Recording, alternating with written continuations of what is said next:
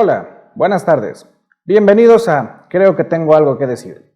El día de hoy quiero que hablemos de un tema más filosófico que científico y es un tema que me ha causado múltiples noches de insomnio y que, pues bueno, parece que ha acompañado a nuestra especie desde que hace 250,000 años nos originamos en África. Y pues es que resulta que pensar, reflexionar sobre si la vida humana, sobre si mi vida tiene algún sentido, pues es uno de esos temas que nos quita el sueño. De manera que sin más, vamos al tema.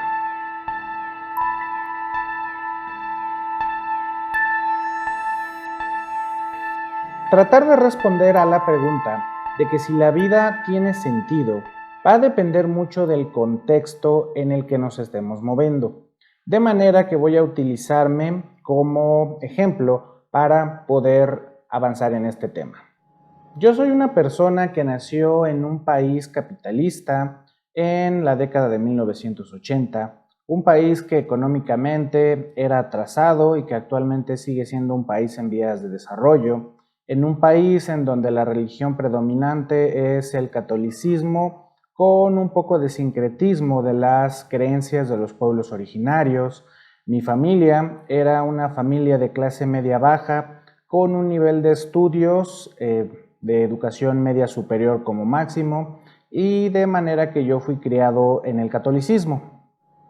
Al haber sido criado como católico, el problema del sentido de la vida se daba por resuelto, porque ¿la vida tiene sentido? Sí.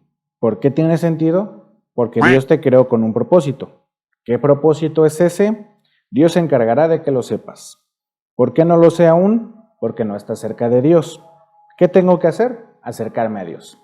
Dentro del contexto religioso, este tipo de problemas se soluciona de manera fácil porque cualquier tipo de cuestión la puedes asignar directamente a Dios.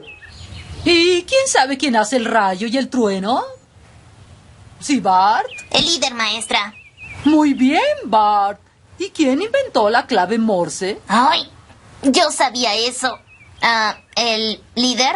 Ah, correcto. De manera que en este tipo de contextos cualquier indagación más profunda termina. Aquí estamos presenciando un caso clásico de un Deus ex machina, es decir, un Dios como una máquina, que es un recurso en el que se utiliza la figura de un Dios para solucionar un problema. En este caso, la existencia tiene sentido solamente porque Dios te creó. Sin embargo, yo soy una persona atea y soy una persona que llegó al ateísmo después de mucha lectura, mucha reflexión, muchas investigaciones, por lo que para mí la respuesta ateísta no era para nada una solución.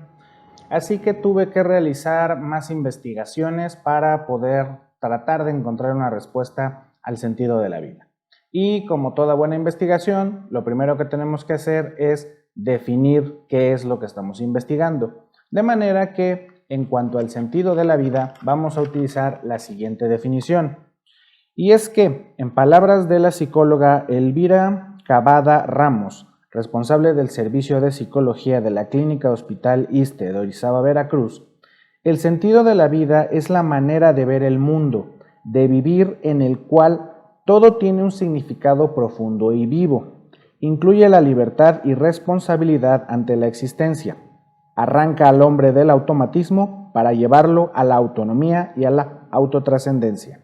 Basándome en esta definición, puedo decir que el sentido de la vida, que mi vida, que la forma en que veo el mundo, que las acciones que llevo a cabo, tienen una importancia y un significado profundo, pero sobre todo que importan por sí mismas, es decir, que tienen un valor intrínseco, que por el mero hecho de que la vida, mi vida, exista, suceda, tiene un valor y una importancia.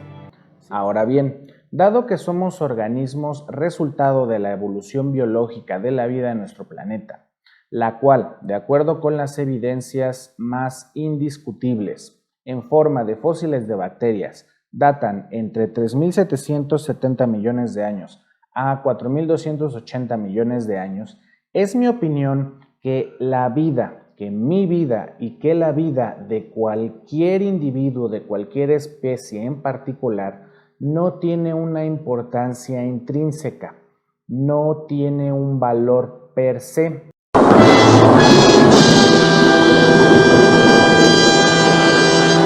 Ahora calma.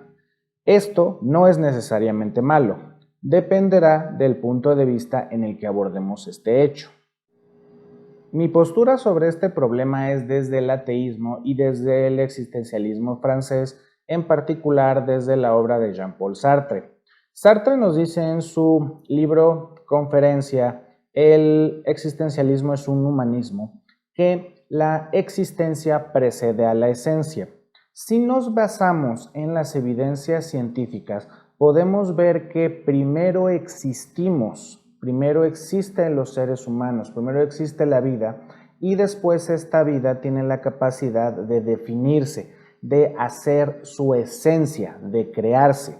De manera que esto implica dos cosas muy importantes. La primera es que somos libres. Incluso Sartre lo lleva un poco más allá y afirma que estamos condenados a ser libres. Y después que somos responsables de lo que hacemos con esta libertad. Al momento en que nosotros nos creamos, al momento en que nosotros nos hacemos o nos elaboramos, estamos ejerciendo nuestra libertad. E incluso cuando decidimos no hacer nada, estamos llevando a cabo una elección. De manera que siempre estamos eligiendo y siempre nos estamos creando y siempre nos estamos transformando. Ahora bien, esta responsabilidad implica para algunas personas una carga muy importante que a veces no están dispuestas a soportar y prefieren u optan por la idea de que todo es obra de un creador, el Dios islamo-judeo-cristiano, y se refugian en él.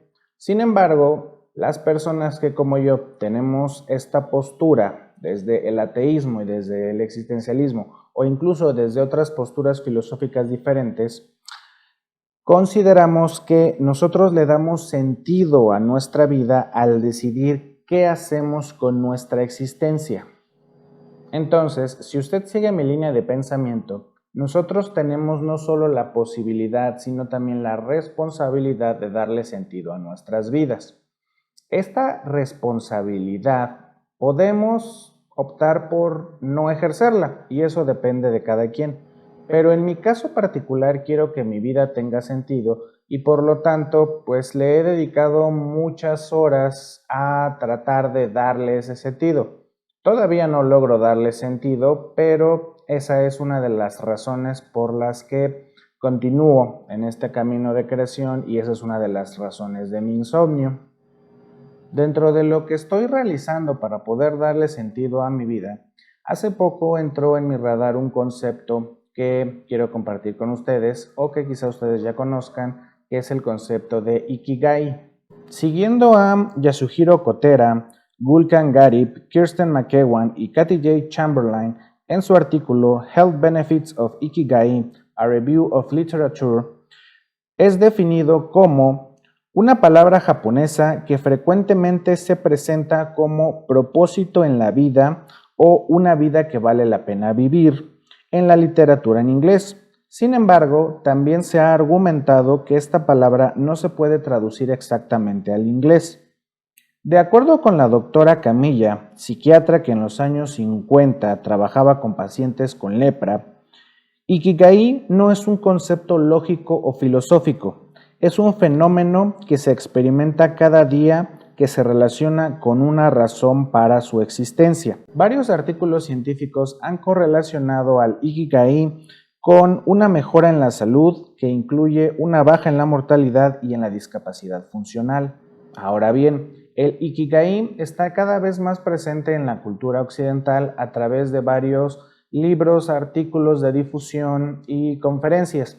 También se está presentando dentro de los fenómenos del coach, de los coaches, y pues tiene una penetración cada vez mayor. Sin embargo, también este concepto que para la cultura japonesa es más bien una vivencia existencial, ha sufrido una aclimatación, ha sufrido cierta adaptación hacia los estándares occidentales para que lo podamos utilizar, y tiene una parte muy organizacional, por decirlo de alguna manera.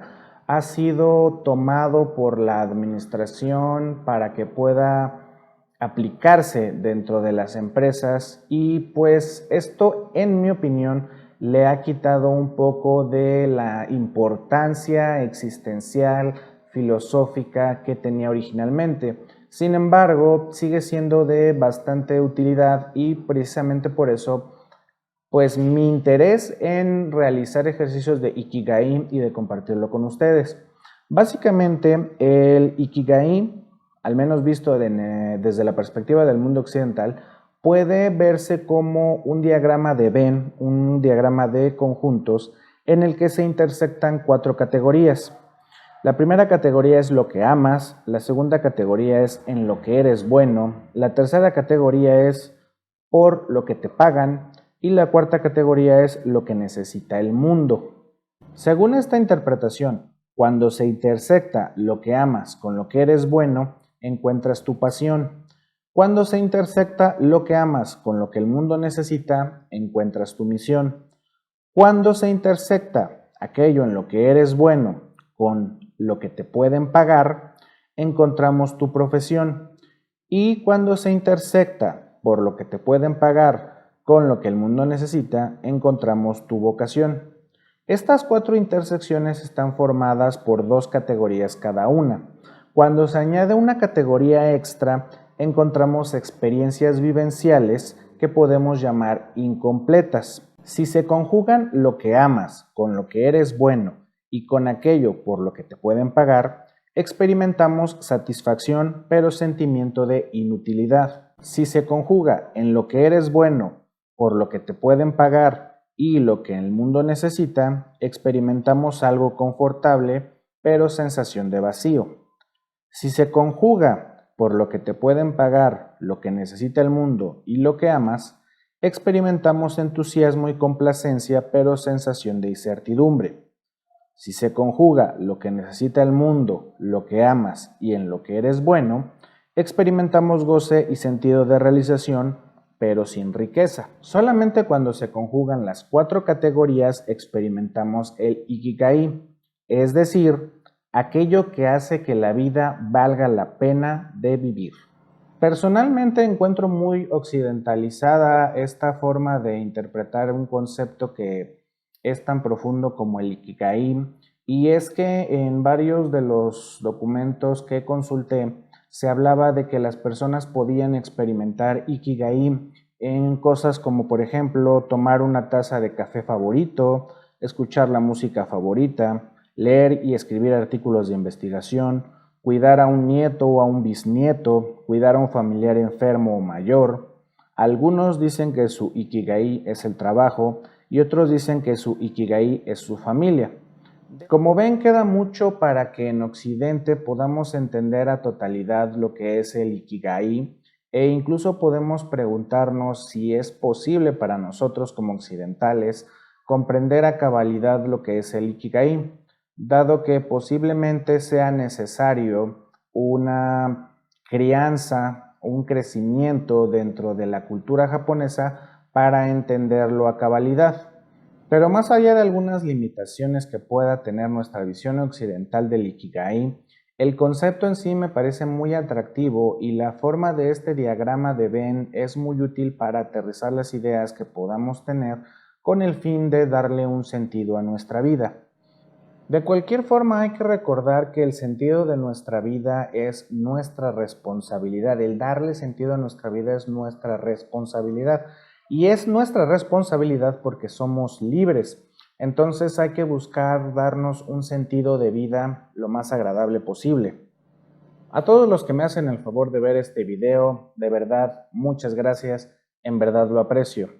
Y les recuerdo que si este video fue de su agrado, no olviden dejar su like, hacer algún comentario, suscribirse al canal y compartir este video para que cada vez más personas podamos pensar de manera crítica. Y no lo olviden, Carpe diem, quam minimum credula postere. Hasta la próxima.